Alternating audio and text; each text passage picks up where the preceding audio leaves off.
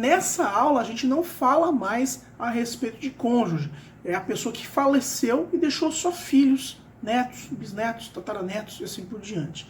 Então, nessa análise que a gente faz agora, a gente não vai trabalhar com os outros parentes, o cônjuge ou ascendente ou nada do gênero. Você vai tratar de descendente e do direito de representação, tá? Então, começando, eu peço a vocês que abram ainda os nossos slides, o slide 228, tem o artigo 1833. Deem uma lida no 1833 e pensem aí se vocês conseguem entender qual que é a lógica. Bem, a lógica é simples, tá? Os descendentes vão herdar até o infinito, mas os mais próximos vão excluir os descendentes de grau mais remoto, exceto no direito de representação. Eu vou explicar ainda o que é o direito de representação, tá, gente? Mas primeiro vamos pensar no grau próximo excluir o mais remoto. O que quer dizer? Imagina que o sujeito faleceu, não tem cônjuge, não interessa. Tinha 2 filhos, tinha 3 netos, tinha 5 bisnetos. Tudo bem, os bisnetos vão receber alguma coisa? A princípio não. Se os filhos estão vivos, os filhos do cara que morreu estão vivos, então os filhos recebem porque eles estão num grau mais próximo. Então daí por aí a gente vê a importância de saber contar grau ali em linha reta descendente, né? Porque é exatamente isso que a gente está tratando aqui. O que acontece é que existe o direito de representação. O que é o direito de representação? Se os descendentes herdam até o infinito, se eu morro e eu tenho um filho que já tinha morrido antes de mim, o meu neto vai receber herança representando o meu filho. Essa que é a ideia, tá? Então, a princípio, essa que é a ideia, acaba sendo mais simples quando a gente analisa por essa forma. Bem, os descendentes, então, da mesma classe, eles vão ter os mesmos direitos à sucessão do que os seus ascendentes. Esse é o que diz o artigo 1834. Existe um pleonasmo técnico que a doutrina aponta, né? Que os descendentes já são da mesma classe. Lembra que existem as classes dos herdeiros? Você tem a primeira classe, descendentes e cônjuge, segunda classe, ascendentes e cônjuge, terceira classe, cônjuge e quarta classe, os colaterais até o 4º grau. Então, os descendentes são da mesma classe. O que o legislador quer dizer aqui, o legislador, obviamente, quando a gente está vendo, está mandando mal, né? É os descendentes que estão no mesmo patamar, no mesmo grau. Esses descendentes no mesmo grau, eles têm direito ao mesmo tipo de sucessão, à mesma quantidade de herança. Não tem um filho que recebe mais do que o outro. Essa que eu acho que é a ideia desse artigo 1834. Você não pode discriminar esses descendentes. Ah, mas esse filho é fora do casamento, aquele neto é neto de um que foi adotado. Não interessa. O que interessa é que se está todo mundo no mesmo grau, se está todo mundo no mesmo grau de descendência, todos eles recebem a mesma coisa. Ah, mas e no caso da Suzane? Daí ela foi excluída da sucessão, é outra situação. A pessoa que foi excluída da sucessão é como se estivesse morta antes da sucessão dos pais, tá? Então, esse artigo 1834 vai lembrar que não se pode discriminar a origem do parentesco. Inclusive, a gente pode ter vários casos concretos aí em que a pessoa morre, tem um filho fora do casamento, um filho dentro do casamento, um filho adotivo. Ah, e aí? São heranças diferentes? Não, a herança é igual para todo mundo. Seguindo no artigo 1835. Então, na linha descendente. Descendente é tudo que a gente está tratando aqui. Então, a pessoa morre, ela deixa 2 filhos. Na linha descendente, os filhos sucedem por cabeça. Se tem um patrimônio de 100, 2 filhos, 50, 50. Cada um sucede por cabeça. Ou por estirpe, conforme se achem ou não no mesmo grau. Parece complexo, mas não é.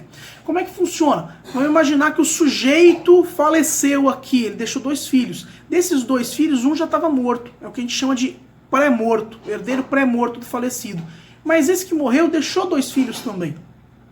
Então como é que a gente vai dividir esse patrimônio? Vai ser por cabeça? Vai ser um filho e 2 netos recebendo cada um 33% ou 1/3 do patrimônio?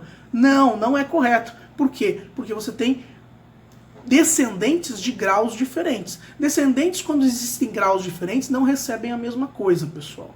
Então, nesse caso, o que vai se fazer? Vai haver uma sucessão chamada por estirpe, na proporção dos parentes de mesmo grau vivo. Como é que funciona? Lembra do exemplo? O sujeito morreu, tinha 2 filhos, um pré-morto que já tinha 2 filhos e aquele filho que estava vivo. Então, 50% vai para o filho que está vivo e os 50% que iria para o filho que, se estivesse vivo, ia receber, vai 25% para um filho, 25% para outro filho, os netos do falecido. Tá? Ah, mas e se o outro filho morrer? Ou seja, não tem mais ninguém naquele grau. Daí você vai com a herança toda devolvida, sem direito de representação, para o grau seguinte. Ah, mas aquele que morreu depois não tinha filho nenhum. E aquele que morreu antes tinha só 2 filhos. Ah, tá, então quer dizer que aqueles 2 netos vão receber toda a totalidade da herança do avô. Vocês entenderam? Porque deixa de ser representação daquele que morreu, passa a ser por cabeça. Essa é a diferença da estirpe e da cabeça quando a gente faz a divisão. Então esse é o direito de representação. O direito de representação, o representante vai herdar por si mesmo. Ele vai herdar no nome dele. Não vai ser uma sucessão indireta. Não é que ele recebe pelo pai, ou pela mãe, ou pelo avô. Ele recebe em nome próprio, mas ele só tem uma parte daquilo porque ele está representando aquele ascendente dele que já está falecido quando da abertura da sucessão daquele outro morto. Bem, o direito romano criou essa representação para reparar parte do mal sofrido pela morte dos pais. Vocês entendem? Qual que é a lógica disso? No direito romano antigo, se o sujeito morria e tinha deixado filhos, netos e tudo mais, se o neto viu os pais dele morrendo antes do avô, ele não ia receber nada. Então surgiu o direito de representação justamente para fazer com que os netos também recebessem alguma herança e não ficassem desamparados. Isso não é uma ficção legal. Isso é um direito fixado em lei, tá, gente? Pelo 1851 vai explicar o que é o direito de representação. O direito de representação vai acontecer quando a lei vai chamar certos parentes do falecido para suceder em todos os direitos que sucederia se vivo esse parente fosse. Leia o artigo 1851, é autoexplicativo. Então o descendente vai ocupar a posição daquele ascendente dele que não pôde aceitar a herança. E tem 2 tipos de representação no nosso Código Civil. O primeiro tipo de representação é na linha descendente, o exemplo que eu estou dando para vocês, e tem uma outra representação que é na linha colateral ou transversal, que é dos sobrinhos. Os sobrinhos representam os nossos irmãos na sucessão, mas é o máximo de representação na linha colateral que a gente tem no nosso código. Bem, pelo 1852, como é que funciona? O direito de representação vai se dar sempre na linha descendente, não na ascendente. Isso acaba sendo pegadinha até de OAB. É muito comum você ter uma situação de, sujeito morreu, deixou a mãe viva e 2 avós paternos. Como que divide a herança? Vai tudo para a mãe, acabou. Não tem outra divisão. Porque na linha ascendente não existe representação. Agora, na linha descendente, vai até o infinito. Então, se eu tenho 2 filhos e um filho morreu e me deixou neto, quando eu morrer, os meus netos recebem representando meu filho que morreu e meu outro filho vai receber em nome próprio, ok? Seguindo no slide 234, artigo 1853. E na linha transversal, na linha colateral, né? Só existe direito de representação em favor de filhos e de irmãos do falecido, quando você tem a ideia de concorrência com irmãos. Então eu morro, eu tenho 2 irmãos, um dos meus irmãos já tinha morrido, então minha herança vai se dividir entre meus sobrinhos do lado do irmão que morreu e meu irmão que está vivo. Tá, mas e se morreu meu irmão, morreu meu sobrinho, só tem sobrinho neto? Daí não tem representação, é só sobrinho, só é filho de irmão do falecido. É o único caso de representação na linha colateral. Quando a gente estudar a parte de sucessão de colaterais, vai ficar mais fácil entender essa parte, tá? A 7ª Jornada de Direito Civil, no enunciado 610, vai tratar que quando existe comoriência entre ascendente e descendente, ou entre irmãos, você vai ter essa representação. Então, o direito de representação vai ser aplicável também em caso de comoriência. Então, você tem aí uma situação em que cai um avião, morre um monte de parente, você vai também utilizar o direito de representação para saber quem é que vai receber o quê nessas situações. E é importante lembrar também que o representante só vai poder herdar o que o representado herdaria se estivesse vivo. Ou seja, se eu sou filho do meu pai e meu avô morre, mas meu pai já estava morto, eu só vou poder receber aquilo que meu pai receberia. Eu não posso receber mais do que isso, porque não faz sentido. Existe uma subrogação subjetiva legal, no caso, ou seja, a lei determina uma substituição de uma pessoa por outra. No caso, o neto substitui o pai na herança do avô. E como é que vai se dividir esse quinhão do representado? Vai ser dividido igual entre os representantes. Então, se o sujeito morreu antes do pai dele, o pai dele morre, e ele deixou filhos, netos, no caso do morto, esses netos vão dividir por igual a herança que eles receberiam do pai, via avô, no caso. Ou do avô via pai, melhor dizendo. Vai ser dividida por cabeça. E se a pessoa renuncia à herança? Tá, digamos que eu tenho meu avô vivo, tenho meu pai vivo. Daí meu pai morre e eu resolvo renunciar à herança do meu pai. Tá, meu avô tá vivo. Daí meu avô morre. Eu renunciei à herança do meu pai. Será que eu perco o direito à herança do meu avô? Essa é uma dúvida até relevante, mas o artigo 1856 já deixa muito claro que não, eu não perco o direito de herança do meu avô. Ó, o renunciante de herança de uma pessoa pode representá-la na sucessão de outra. Por quê? Renúncia nunca vai poder ser interpretada de uma forma extensiva no nosso ordenamento. Então, eu renunciei àquela herança do meu pai. Na época que eu renunciei à herança do meu pai, a herança do meu avô não existia mais. Não existia ainda, né? Isso que não existia ainda, obviamente, que eu não poderia ter renunciado a ela. E, por fim, né, tem a questão dos descendentes socioafetivos. Essa questão da socioafetividade hoje é muito presente no nossas discussões de família e sucessões, né, a chamada posse do estado de filho, que eu brincando chamo de uso capião de criança, e agora está até registrado num vídeo no YouTube. Se alguém usar isso, eu vou poder pedir royalties ou alguma coisa do gênero.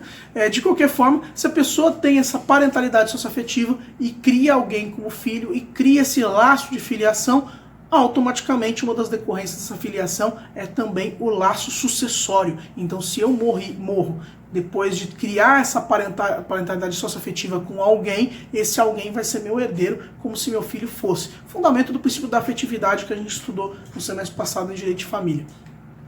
E quais são as hipóteses de parentalidade socioafetiva que a gente tem, né? A gente estudou tudo isso lá atrás, no semestre passado. Mas, de qualquer forma, só para vocês lembrarem, a gente tem a adoção à brasileira, a pessoa que registra alguém que não é filho.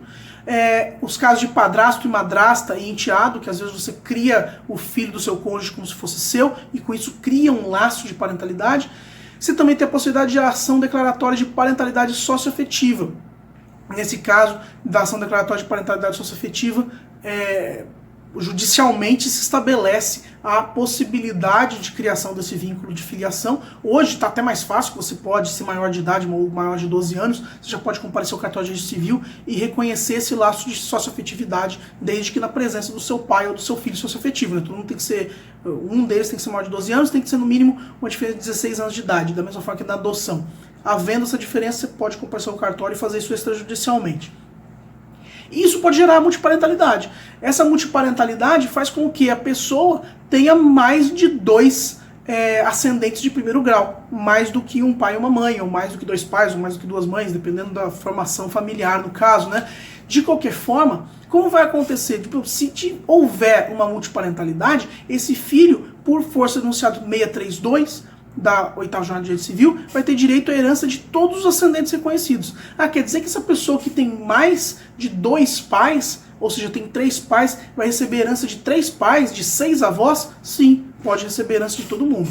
Esse posicionamento, ele não ele não tem apoio legal explícito, né? Porque a nossa lei, o nosso Código Civil não previu a existência da multiparentalidade. Mas isso não impede que seja aplicado no caso concreto, porque bem ou mal, é meio óbvio esse posicionamento doutrinário, posicionamento até de uma questão justa, né, uma questão de justiça, porque afinal de contas a pessoa ela foi reconhecida como filho, e uma das decorrências lógicas do laço de filiação é justamente ser herdeiro desse ascendente, seja ele de origem biológica ou civil, que é o caso da parentalidade socioafetiva. Bem, com isso a gente encerrou a parte da sucessão dos descendentes e do direito de representação. Eu vou postar no Google Formulários alguns casos envolvendo essa questão de filiação, de direito de representação e sucessão dos descendentes, justamente para a gente poder discutir isso melhor e daí fazer um vídeo também comentando esses exercícios, tá bom, gente? Então é isso, até a próxima aula e por hoje é só.